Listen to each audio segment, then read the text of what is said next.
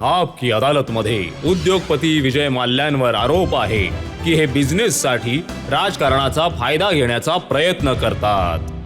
विजय साहेब, हे खरं आहे का की तुम्ही पॉलिटिक्समध्ये यासाठी आला होतात कारण तुम्हाला खूप त्रास व्हायचा गव्हर्नमेंटमुळे, सरकारमुळे, पॉलिटिशियन्समुळे, मग तुम्ही विचार केला की मी स्वतःच पॉलिटिशियन बनेन? राज्यसभा मध्ये मेंबर असताना सुद्धा टॅक्स इन्व्हेस्टिगेशन सुद्धा चालूच होतं. मी तर हे विचारतोय की राज्यसभेचा मेंबर बनण्यासाठी किती पैसा दिला तुम्ही?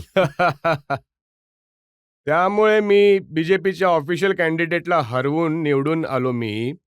त्यामुळेच बीजेपीने माझ्यावर कर्नाटक हायकोर्टमध्ये केस सुद्धा केली की मी NRI आहे आणि त्यामुळे मी एलिजिबल नाही आहे.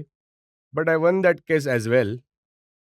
आणि जेव्हा मी त्या अदालतमध्ये सुद्धा मी निर्दोष बाहेर आलो, तर तुम्ही तर पुन्हा विचाराल की त्याची किंमत काय होती? त्याची किंमत ही होती की वकील माझा चांगला होता. हे तुम्ही एकटे असे व्यक्ती आहात ज्यांनी सन 2003 मध्ये जनता पार्टी जॉईन केली आणि जॉईन करताच त्या पार्टीचे वर्किंग प्रेसिडेंट बनलात. कधी वर्कर नव्हता तुम्ही पार्टीचे, सरळ वर्किंग प्रेसिडेंट. मी तर हेगडे साहेबांची शिकवण होती आणि त्यांच्या सांगण्यावर मी आधी JDUमध्ये सामील झालो आणि मी JDUमध्ये सीनियर व्हाईस प्रेसिडेंट होतो आणि JDUमधून मी जनता पार्टीमध्ये गेलो हेगडे साहेबांच्या सांगण्यावरून. आणि हेगडे साहेबांची इच्छा अशी होती की जनता पार्टीच्या सिम्बॉलवर कर्नाटकमध्ये निवडणूक लढली हे जावी. सांगा जनतेला की तुमच्या पार्टीने 148 सीट्सवर निवडणूक लढली आणि सगळ्याच्या सगळ्या हारल्या.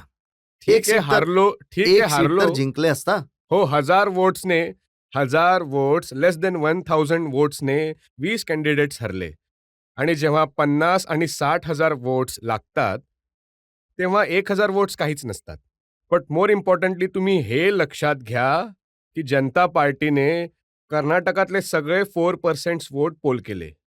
याबद्दल मला थोडं बोलायचं आहे की that is reflection of the efforts that went in.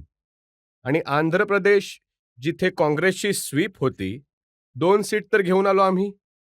विजय साहेब, आम्ही पॉलिटिकल हिस्ट्रीमध्ये जे नेबरहूडची पॉलिटिकल हिस्ट्री आहे, एशियाची पॉलिटिकल हिस्ट्री आहे, केवळ 2च लोक असे पाहिले ज्यांनी पार्टी बनवली, निवडणूक लढली आणि एक सुद्धा सीट नाही जिंकले. एक विजय माल्या आणि दुसरे इम्रान खान. मी खुश आहे की तुम्ही इम्रान खान आणि मला तुम्ही कम्पेअर करत आहात. ते सुद्धा सेलिब्रिटी आहेत जसे तुम्ही म्हणताय. त्यांच्या लाईफस्टाईलबद्दल लोक मीडिया लिहितात ना, तेव्हा ही गोष्ट याचा अर्थ असा आहे ठीक की आहे. अशा लाईफस्टाईल वाल्यांना जनता वोट नाही देत.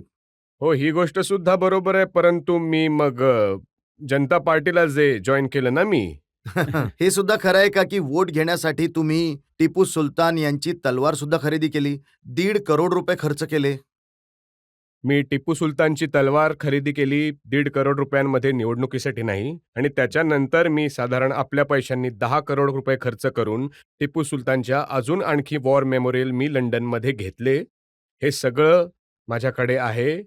मी बाहेर ठेवलं आहे आणि माझं मत हे आहे की टिपू सुलतानचं म्युझियम बनवावं बेंगलोरमध्ये. आणि सरकारकडून जेव्हा मला सगळी परमिशन मिळेल, तेव्हा हे सगळं मी इंडियामध्ये आणेन. कारण त्या तलवारबद्दल इतक्या सगळ्या कॉन्ट्रोव्हर्सी झाल्या आणि कस्टमवाल्यांनी आम्हाला इतका त्रास दिला. 7 महिने तुम्ही ती जी तलवार खरेदी केली होती त्याबद्दल कुणाला सांगितलं नाही. जेव्हा लोकसभेचं इलेक्शन आलं त्यावेळी तुम्ही अनाउन्समेंट केली. नाही, अजिबात नाही. ही चुकीची गोष्ट आहे. आणि इलेक्शनसाठी असतं तर मी आणखी इतका पैसा खर्च करून टिपू सुलतानचं आणखी वॉर मेमोरेबिलिया का घेतलं असतं?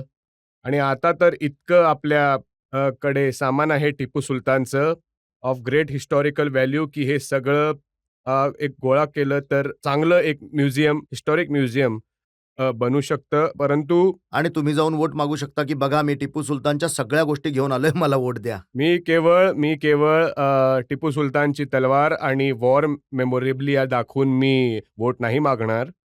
मी तर सगळ्या जनतेला हेच सांगेन की आपकी अदालतचा प्रोग्राम बघून मला वोट द्या.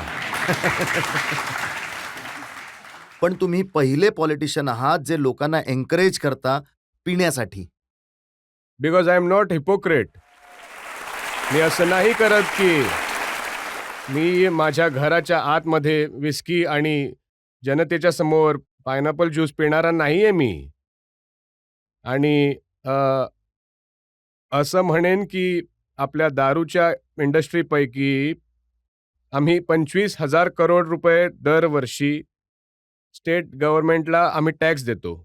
तर स्टेट गव्हर्नमेंटला आम्हाला विचारलं पाहिजे की हा पैसा घेऊन तुम्ही गरिबांसाठी काय करता? तुमच्या पार्टीचं जे स्लोगन आहे ते असलं पाहिजे पिओ और जिओ. माझं स्लोगन आहे पिओ और जिओ.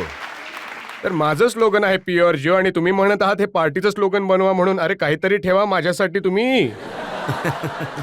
म्हणजे लिकर सर्व्ह करून सेवा करायची आहे तुम्हाला देशाची.